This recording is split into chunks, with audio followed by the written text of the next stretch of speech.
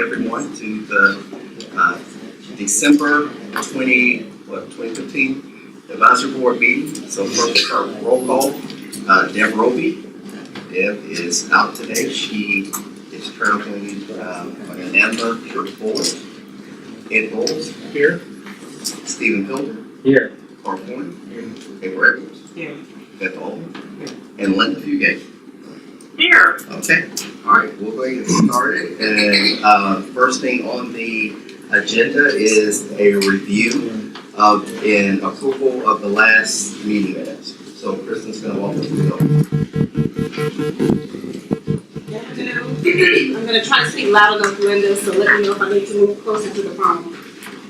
Thank you, that's great. Okay, I'd like to review the minutes from our last meeting held on November 10, 2015. It starts on page 5 of your as far as welcome and introduction, the meeting was called to order at 1:07 p.m. All of the advisory board members were present at the last meeting.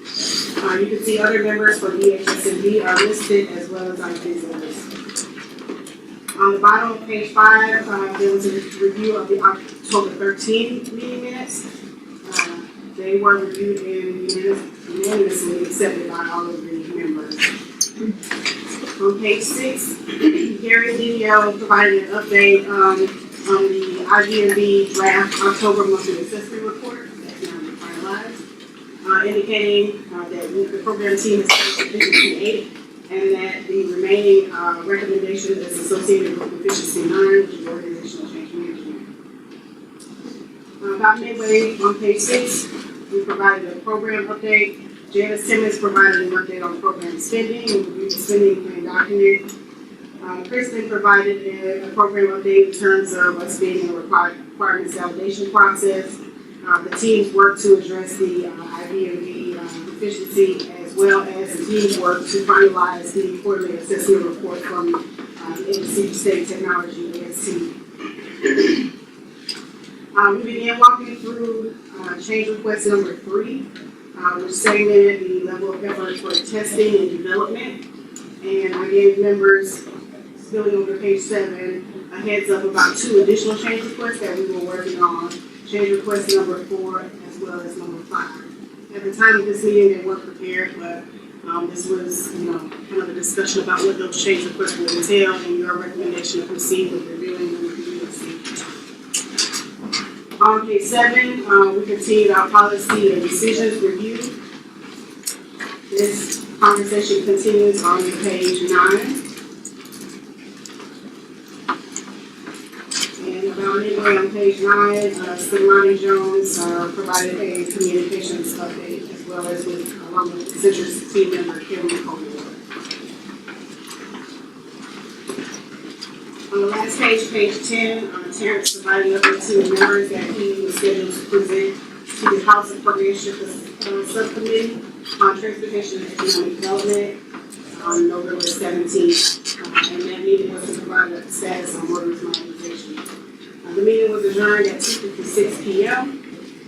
and materials that were provided are also listed toward midway and reported way through page 10.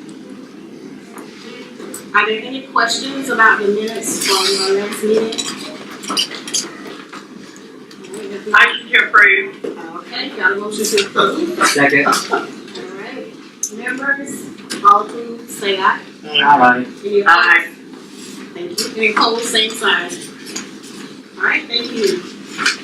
All right. Next on the agenda we have, it's probably not going to be as in-depth as we have in the past, but we're going to go through and review the policy decision documents, and also we have a legal document. Those things that we're legal opinions on. At the last executive steering committee meeting, some of those, they closed some of these, so we want to make sure we review these with you to let the advisory board know it's being closed and they're still open. And of course, we have another ESC meeting next Thursday, I believe. So hopefully we can get some answers and solutions to some of these. So Jessica, Judy, whoever, can you all kind of walk us through the first one? And I don't know how you have arranged or the other ones to be closed, just to go through as you get to them. Yeah, as I get to it. So I'm only going to go over the open ones and the ones that were closed in the last one. Okay, Anything that was closed previously. all right, what page in the booklet are we? We're starting with page 1. Page 11. Page 11 in the booklet. So last meeting, we closed CDL 02 with the advisory board, and the update was that we don't want to charge for the CLP and to close the item. CDL 03 is still open. You will see on the booklet that it's still open, and the reason why is because we're waiting on some stats for how many CDL instructional permits are reissued. But the recommendation for this one is to close. I'm sorry. Mine says closed, so. Yeah, it's not grayed out because we're waiting on stats, but it's closed Oh, for. from the color. So it is closed? It is closed, we're just waiting on stats, that's why it's not grayed out in the booklet. Okay. And that's just for information. Linda, can you hear Jessica okay? Just barely.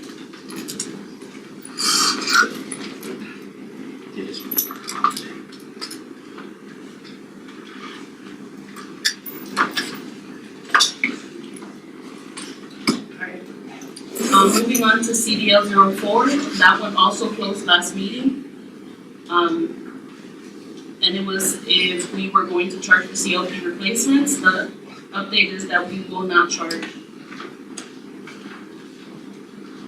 Moving on to CDL 05, this item is still open. The question is, will the department stop issuing CLPs and CDLs to non-domiciled drivers?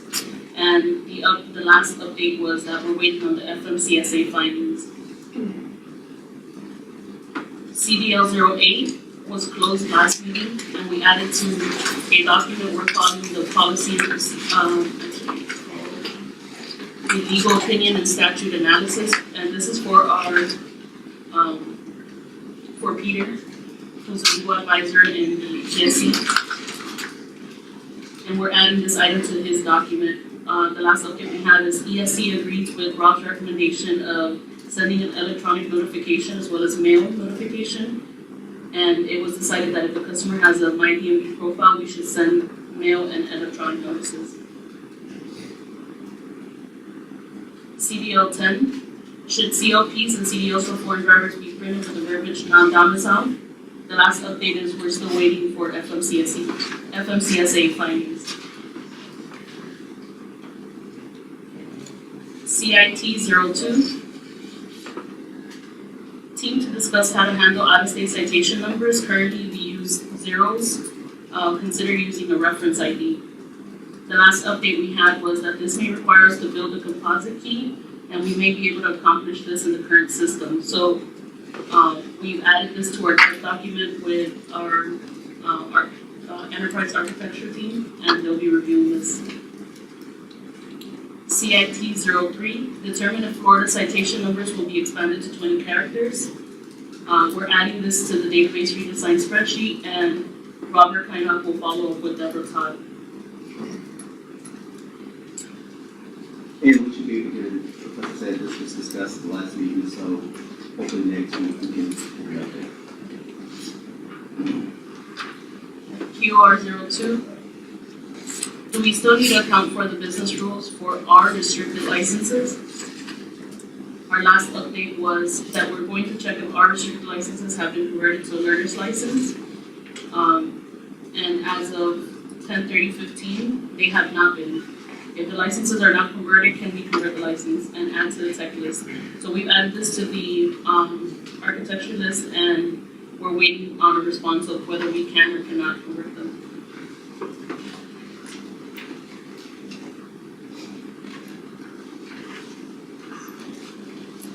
Next open item is POR 06. Determine if the Department of Defense has service to call and verify military status. The last update was that the MOU was submitted to the Department of Defense, and we're waiting for a reply.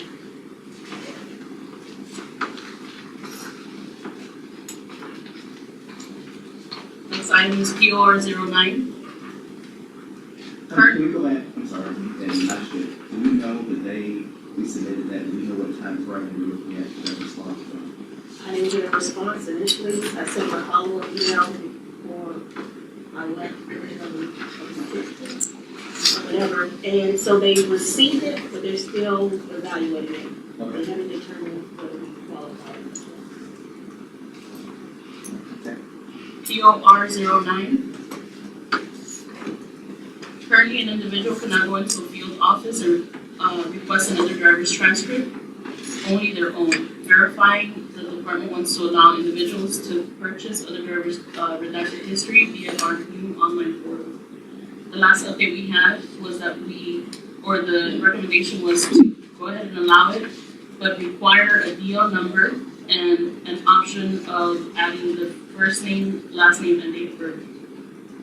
We also have an action item to provide examples of printed transcripts so that we can see the difference between protected, law enforcement, not protected, and regular transcripts.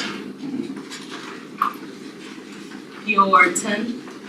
Are there requirements for the new portal as it relates to GovQA public records? And if so, what are the requirements? Our last update, we added to the legal opinion document, and we're asking 2 questions. Can we legally record who is requesting another driver's transcript? And if so, would we have to provide as a part of public records request? The outcome of the legal opinion will apply to DL and my DMV.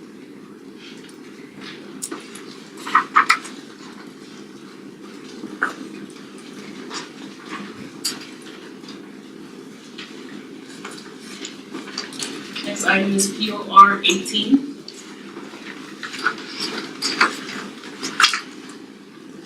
Should we provide an option for express shipping? If so, on which items and how will they be processed?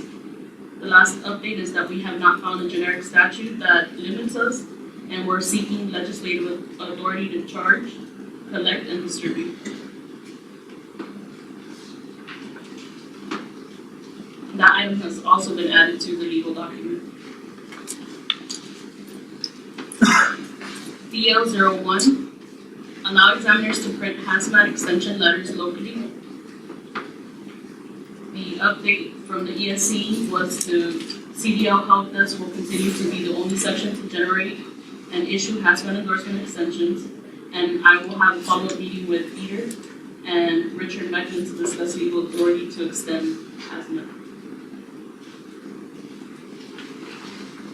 Is there a way, years ago, of course, we used to dial into individual departments, but when you have these sort of situations, to go straight to those departments for that, instead of having to get the help desk, and then they have to transfer you to the CDL help desk.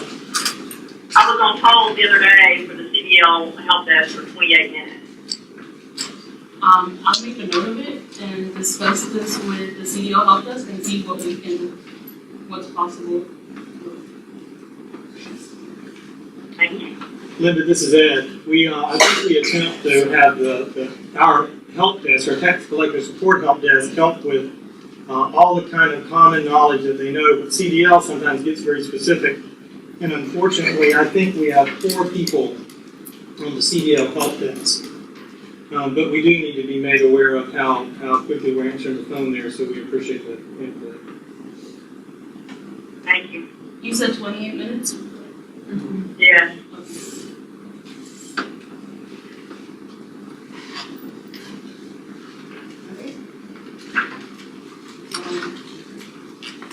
BL04 was closed last meeting. And the update from that was ESC recommends this item should be closed for now. The recommendation temporarily meets the requirement.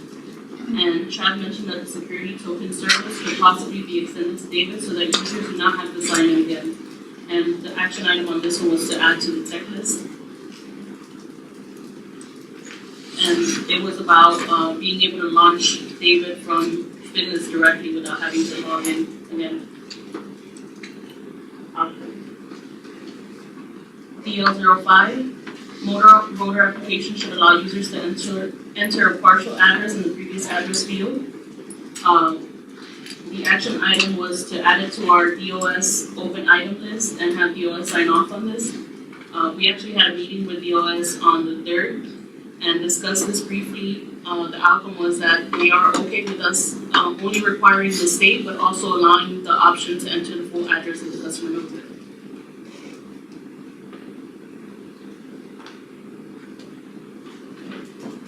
DL07, record information of the person requesting the transcript if it's not requested by the record holder. We have an action item to review the statute and see if this is related to driver's license. If the statute says we're okay requesting it, then we will need to see that the Bureau of Records is doing something similar to what we will be doing in the portal and in DL. We've also added to the legal opinion document. DL10, pre-fill motor voter information from information previously entered in the fitness application. We also have this added to the DOS open item list, and they're okay with us copying the information over from the transaction. Yay! You can jump like it's old, right? So DL11, move motor voter to the beginning of the application process. When we met with them, they didn't have a preference on where we would have this in the application, so we're okay with having it right after the page where you select the motor voter options. DL12, include an option for out-of-state voters in the motor voter form. And this was also added and is very similar to the first one we talked about, which was allowing them to just enter the state instead of the full address. And that's been approved, so they're fine with us just selecting the state. I'm sorry, I'm trying to understand it. Include an option for out-of-state voters. Yeah, so We're gonna register someone to. no, so the original request was to include an option for out-of-state voters without forcing them to enter the complete previous address. Because a lot of times they have to, examiners have to enter whatever address. Where they came from. Yeah, so the customer won't always remember exactly what the address was, or they'll give us the last one they remember, which may not be accurate. So that's not the same as the one we just went over a few seconds ago. So it essentially it's the same because they just wanted an option to select it so that they don't have to enter it. So the first one covers this one because instead of having an option for them to select it, we're just going to say the only requirement is to enter the state and not to enter the full address. If that makes sense. I just think about the same to me, but. Yeah. They are. Okay. So we can, And then, yeah, we'll combine them. Okay. So I'm combining DL12 and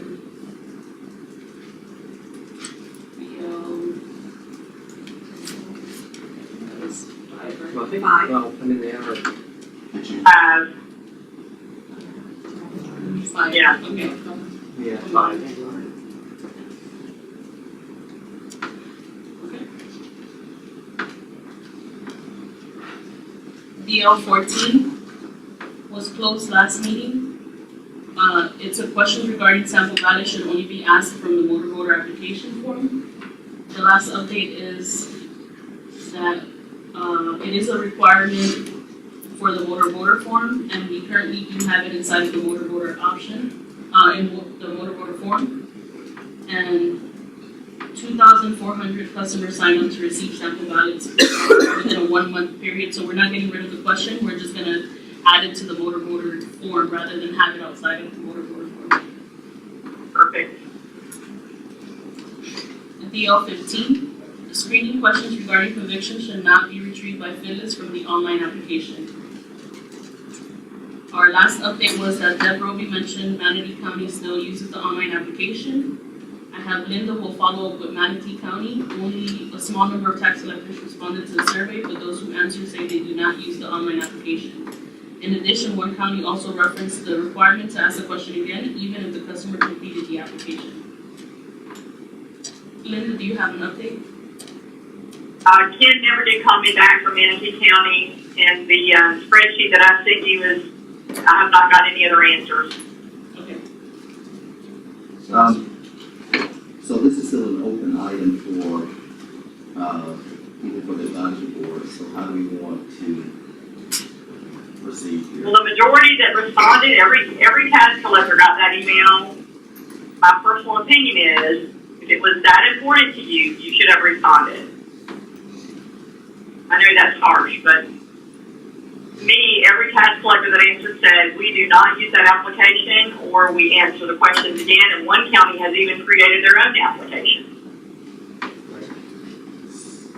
So, I'm down. Yeah, Does the advisory board have a recommendation for the ESC? if no one. I say we don't use the online application to retrieve the conviction question. That's what DL 15 really states. Right. I would agree. That's my motion. does anybody disagree?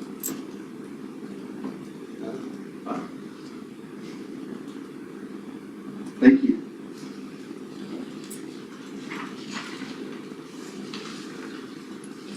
Next item is REN01. Will we allow school bus drivers to renew CDL by convenience method? The last update is the data from the, or we have an action item to meet with Maureen to find out who runs the file and do we ever get a response when we send it. And there was an update from Tim Wolf that the data from DOE for the bus driver transcripts runs every Monday starting at 8:05 through the with the following jobs. We receive information and also transmit information to them.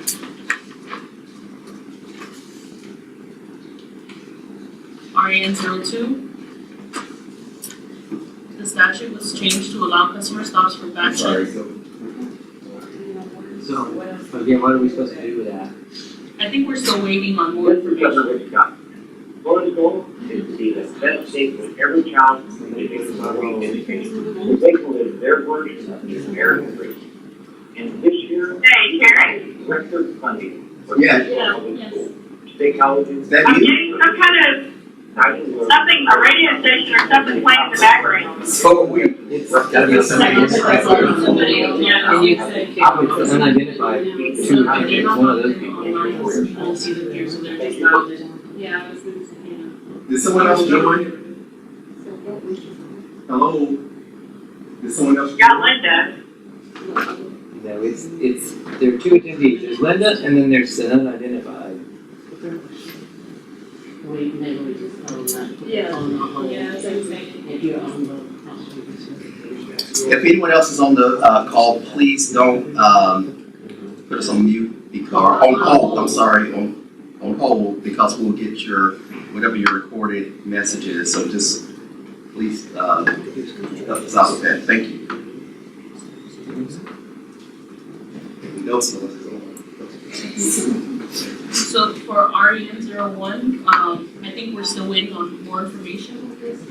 I think we're okay. What we were trying to determine was if we had a way to identify who those bus Who the drivers active drivers And were. we get that file from them, and we also, there's some indicator that gets marked on the record. I don't want to say what it is, but there's an indicator that we use that we can identify who they are. And we're not using the endorsement, it's a different indicator. It's a different indicator based on the files that they sent to us. Correct. Whatever these jobs are. Yes. So in that case. So you guys are already notified by Department of Education that they are a bus driver. So yes, and I agree with that. So let them renew. Yes. The recommendation is to allow them to. Is everyone in agreement with that? Yes. Yes. Yes. Is that just renew and replacement then? They should be able to do any transaction that any other person would be allowed to do, including downgrading or whatever.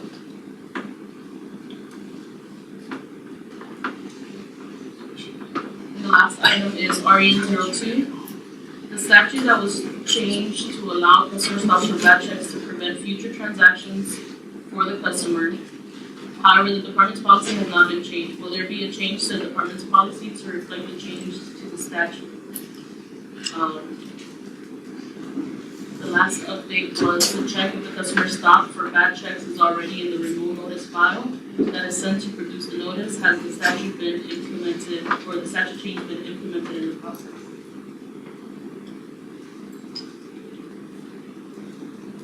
Who was checking? So for motor vehicle renewal notices, yes, we send stop information. Because if they had a customer stop, it would be listed as part of the data that we send. It's part of the data.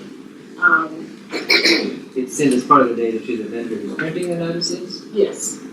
They don't, I don't know what they print. but we don't know whether they print them or The not. messages, they have alternate messages that they Right, print. okay. But we will have the information. That's for motor vehicle, what about driver's license? And, well, the new driver's license, we will be printing them in-house, and yes, we will have the same information. So it's gonna be available to the vendor, and then the tax collector will have the choice of their vendor if they wanna print that on there or not, or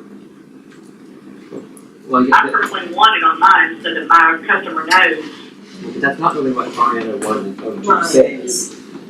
We were trying to get that information as supporting documentation for the process, but RNO, or RENO2, the question is, you have a bad check for a motor vehicle, am I gonna stop you from renewing your driver's license or vice versa? Correct. That's the issue with RENO2. Right. So what does this advisory board need to do with that? Because the question says, the policy has not been changed, will there be a change in the department's policy to reflect the change in statute? I don't know that this advisory board cannot answer that question, however, we could make a recommendation to the department. Could we? I mean, because that's really what we're here to do, right? Yes. I mean, that's the purpose of Yeah, our that's our rule existence. as the advisory board. Right, so my suggestion would be that the department should fix its policy to match the statute, but that's my opinion. I don't know if my colleagues agree with me or not. Yes, yes. So I think it sounds like the advisory board would like to make a recommendation to the ESC that the policy be fixed. So this would stop the rule just to driver's license. No, sir. No, sir. If you write a bad check to the department for anything, you would be prohibited from conducting any other business with the department. Looking like a tree finance person. I'm learning. So, yeah, right now what I'm we're with doing, you. Carl, is if I write a bad check for a license plate renewal, we put a stop on Frivis and I can't renew any more license plate, but I can still renew my driver license. That's what we're doing Right. currently. But this would say, no, if you write a bad check for your tag, not only will I prevent you from renewing your tag, I will also prevent you from renewing your driver license because you've already wrote the department a bad check once, why would I let you do it on one side and not on the other? The Exactly. statute actually already says that. Well stated. Maybe able to clear these up like these bad checks numbers. I hope, I would hope that that's part of the, Part of. that would be part of the, not in As far as phase clearing stops on not, because the bad checks, they have to go to the tax collector. So that's one. Well, that's a mess, it depends on whether it's the DL side or the motor vehicle side, but, to answer your question, eventually we need to get there, yes. Agreed. Right, so just to make sure that I have the right recommendation, we want to fix the policy to match the statute. Yes. Adjust the policy to be Consistent with. consistent with the statute. And since you mentioned that driver's license bad checks have to be cleared through the department, is there ever an opportunity to say we would like to do the same thing that we do on Frivis, that we could clear those through the system instead of having to call Tallahassee? Yeah, that's what we were just saying, it needs to get there, we're just not there yet. Okay. So does that would include, that gets involved. There was two parts of what you said. One, I thought you were saying you wanted them to be able to clear it Online. online. Yes, And the other part of that was being able to clear it in in the the office, DL offices, you can Correct. have Frivis office. right, which is not really related to that, but it is an issue globally that should be addressed throughout the modernization project. Sure. And we make sure so we can document it on that. And hopefully my accounting people have already mentioned that. If not,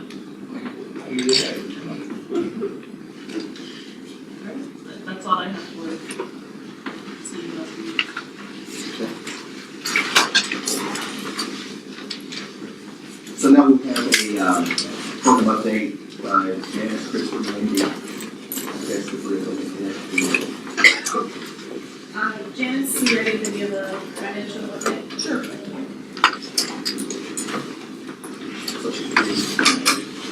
Right there.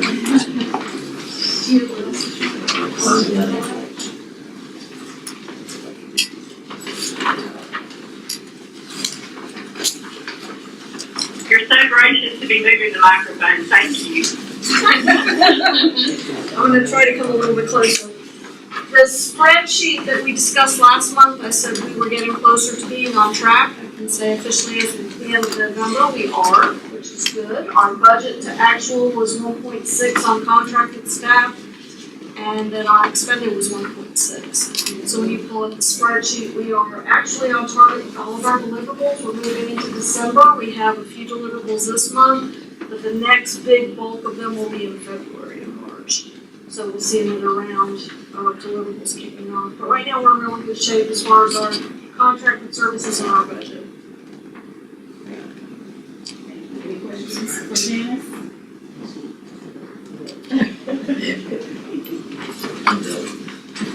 Alright, I'll move on to Gary next, if you have an IUND update.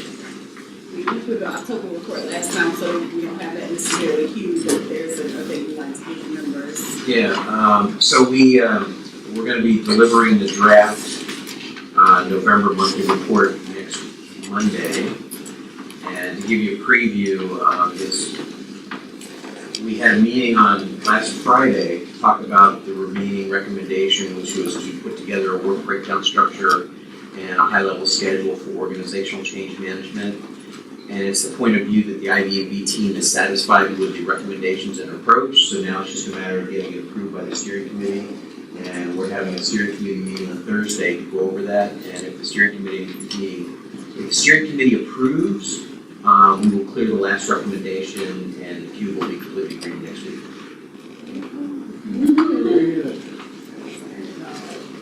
Barring any unforeseen challenges. Anyone who brings an unforeseen challenge will be immediately escorted. He told me that Christmas colors were actually red and green. We're good with green on green. Thank you. Alright, we have a new change request today, and before Wendy starts to present that, I wanted to let you know that in your booklets, we provided the previously reviewed and approved change requests that we kind of talked about last time. We only had one ready at the time, and it starts on page 26.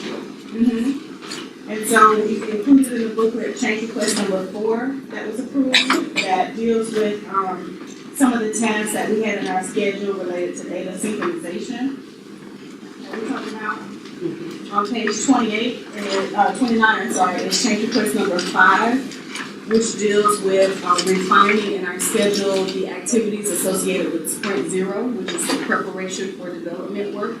So as a part of deliverable 24 that Accenture recently submitted, they further delineated the activities that would be necessary for Sprint Zero, so this change request covers that. And then on page 32 is change request number 6.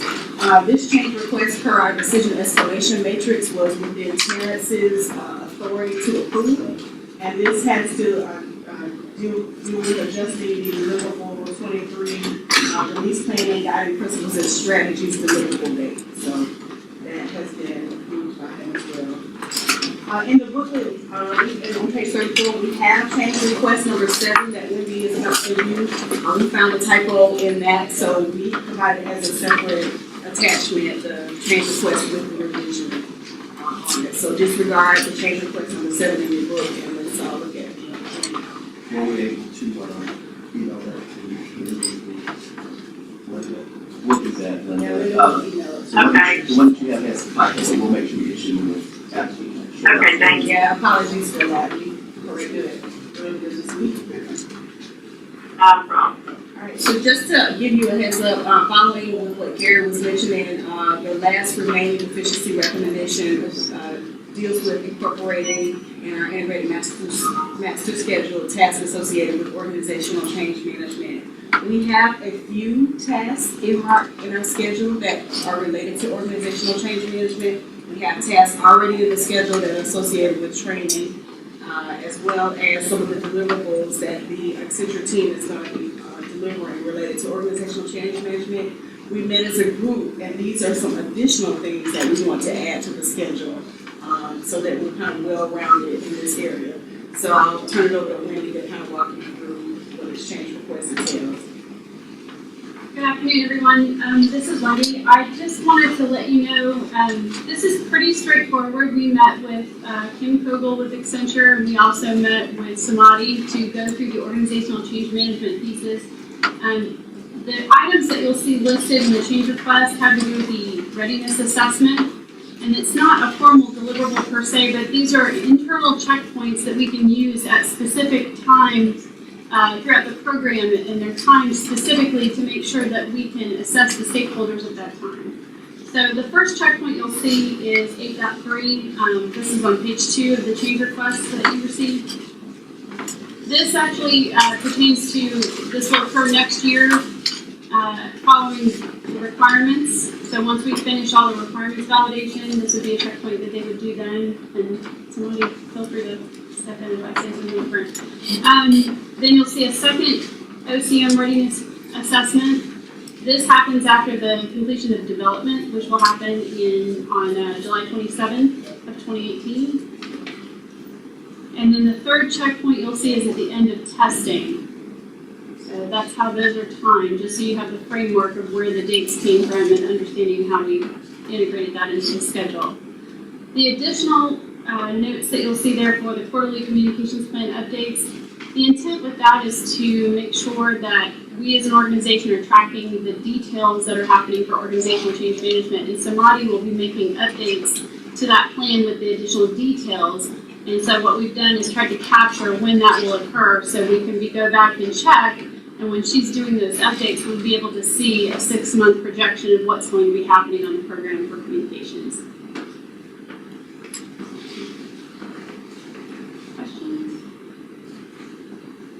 And we will be presenting this to We want to get this before the ESC, before Gary submits his November report. And so we have called an ad hoc meeting with the ESC to occur this Thursday, so that we can review this with them. And if you all recommend that we push this forward, that they will approve it at that time. I would recommend that we push this forward. I'll make that motion, I guess. Any opposed? Thank you very much. As you all know, we're in the period now of doing the requirements validation. We have 5 working teams that are working. It's always quite a challenge to keep everybody on the teams. People get promoted, people leave the agency, but Motorist Services and DAS and everyone in the department's done a great job of helping to make sure that we have resources for those meetings we need to doing requirements. So we're going to have DAs, some of them give like a quick update on how the requirement validation process is going for their proceeding for their team, including the first. Okay. So for DL, we're actually about 2 days behind schedule, which we can make up during this iteration. We're working on exams and license and ID details. For motorist maintenance, we're on schedule.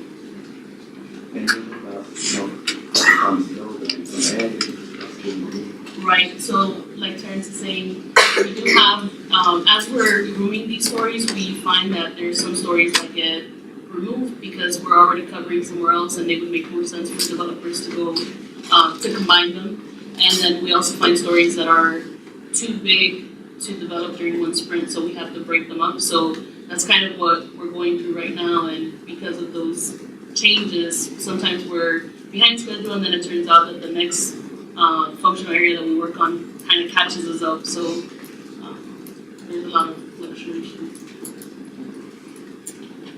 Okay, on My DMV portal, we're currently working on the shopping cart functional area. There are a total of 15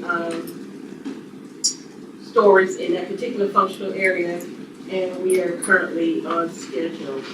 For the renewal team, we're currently working on the GHQ renewal validation portion. There's a total of 23 stories in that functional area. 15 of those stories are in progress and 4 of them are pending, and we are on schedule. Okay, for financial responsibility, we have 24 functional areas that we're working on right now in clearance, non-insurance, batch processing, releaser, and filled out. In progress, we have 1 for non-insurance, 1 for releaser, and 9 for batch. And our 6 filled out stories are pending, and we are currently ahead of schedule about 2 weeks. And citation processing, we are currently working on miscellaneous suspensions, mandatory revocation, and learner's license.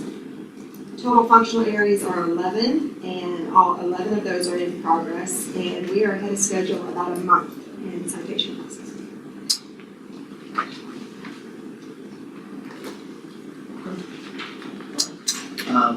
Simone, will give us a communications update? Is it just you, or you and Kim, or? I was going to do it. Okay. Kim always can come over and always. She's about to swerve back to the back. And she can- I don't know what happened. Usually she's up at the table. I don't know what happened. So, all right. Go ahead. So, you go. Well, yesterday we had our general headquarters ELT update of the Motorist Modernization program, which included an unveiling by Terry Rhodes of the Orion logo, as you see. So that was an exciting moment for us, and it officially presented the name of the software solution to the agency leadership. There were approximately 98 people, I think, who were invited. It was standing room only in the auditorium. Diana Vaughn spoke, Terry Rhodes spoke, Boyd spoke, and Terrence gave an update of the program along with Kristen and not all of the VAs, but Jessica specifically spoke, as well as Chad. And I gave a very brief piece on the communications and the organizational change management piece. Moving on, the advisory board web pages have been revised. I didn't have a chance to test it because of the late entry into the room today, because of the other meeting that was scheduled up to 1 o'clock. But you're welcome to take a look at the advisory board web pages to see the new layout. We also streamlined and updated the PartnerNet web pages. And I just wanted to follow up and let you know that the Motorist Modernization at flhsmv.gov email has been established. 2 other items of note: there were minor modifications to our key messages. The original version of our key messages included the word citizens. This was corrected. Now, the 2 places where the words citizens were in the key messages have been replaced with, in the first instance, expand online tools to let customers access more services whenever and wherever they want, and also continue improving driver license and motor vehicle data security to keep personal information safe. Moving on to the organizational change, to continue the communications update. The Department of State Focus Group met on December 4th. Our next meeting is going to be January 11th. We have a Bureau of Administrative Review workshop on December 16th. The VAs will be presenting. as time allows, I will give a brief overview of the organizational change management piece. Tax collector focus group, it's being planned for January in Central Florida. And Beth and I have spoken briefly. We are planning the clerk support focus group here in Tallahassee. We are also planning outreach to the Florida sheriffs, the police chiefs, and the Florida Retail Federation. Finally, a priority that we've been working on, that I should say Kim Kogel has been working on so diligently, has been the organizational analysis, which was submitted on December 3rd. Thank you so much, Kim. It is currently in review. This organizational analysis, of course, is going to feed into our training and performance support strategy. This is where we take a look at our needs and objectives, the training curriculum, the training delivery strategy, and also the performance support strategy, where we get into the details of how we're going to effect all of these supports to transition folks smoothly and seamlessly to the new system. And that's it. And Linda, please go out and take a look at the department site before, you went out there and said drive. Now somebody's done a pretty good job of moving things around. It says Motorist Modernization. She separated the captured EFS stuff away from the Motorist Mod phase 1 thing. So please look at it and send us an email, let us know what you think. And also the comments that were made yesterday at the meeting, the agency update, we plan to put that video out on DepartmentNet as well. So once we do that, we will shoot an email and probably have Sharon Watson send an email to the tax collector letting them know that it's out there as well for them to take a look at. And I have a call into Eric, I called him earlier today, I copied you on the letter that I sent him. So we're gonna try to finalize a date sometime in January that we can meet there. And hopefully you'll be joining us there as well, because you've been a part of all of this. We had asked for, as you saw that in the letter, 7 members per team. There's gonna be 3 teams, and Judy and the rest of the VAs, Jessica, Laura, Kathy, they're all working on what we're going to be presenting, just to make sure everybody has a good idea of what we're doing. So just want to let you know that I have reached out to Eric. And Here, okay. okay, and somebody, you said you had some things for them from the meeting? Indeed I do. We'll have to send one to her. Just Yes. We had parting gifts. What?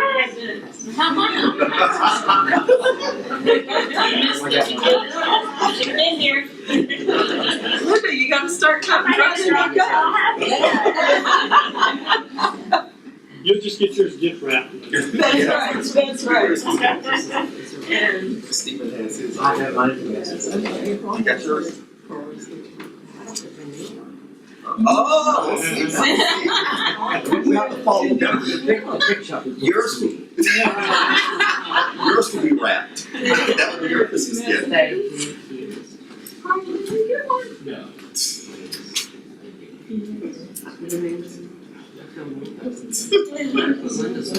Yeah, we'll go back and put a name on it.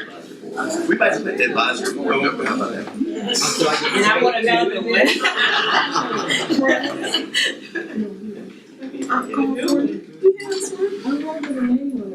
I got you. You don't have one. That might be it. And of course.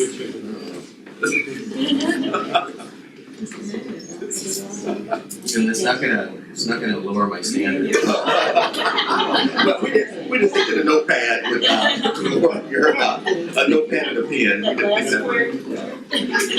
We didn't think so. Are there any other, that's all that we had for today as far as an update. Are there any questions that anyone has?